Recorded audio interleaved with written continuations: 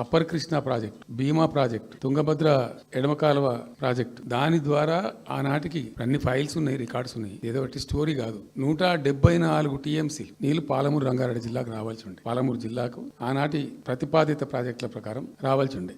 ఆంధ్రప్రదేశే ఏర్పాటే తెలంగాణ పాలిట పెనుశాపం. కొంతమందికి నచ్చదు, కానీ పెనుశాపంగా పరిణమించింది ఆంధ్రప్రదేశ్ రాష్ట్ర ఏర్పాటు. మొత్తం తెలంగాణకు, అందులో మోర్ స్పెసిఫికల్లీ మహబూబ్ నగర్ జిల్లాకు జరిగినటువంటి తీవ్రమైనటువంటి అన్యాయం. ఎస్ఆర్సి యాక్ట్ అంటే స్టేట్ రీఆర్గనైజేషన్ యాక్ట్ స్పష్టంగా చెప్తుంది, ప్రతిపాదించబడి ఆల్రెడీ శాంక్షన్ అయ్యి జరుగుతుండే ప్రాజెక్టులు, కంటెంప్లేట్ చేసి ఉన్న ప్రాజెక్టులు, వాటిని మార్చకూడదు, అవి కొనసాగించాలి. ఆ చట్టం ఉండగా కూడా వాటి అన్నిటిని కాదని వీటిని మొత్తం అబాండన్ చేసి పడేసిండ్రు. అట్లా చాలా చేసినారు.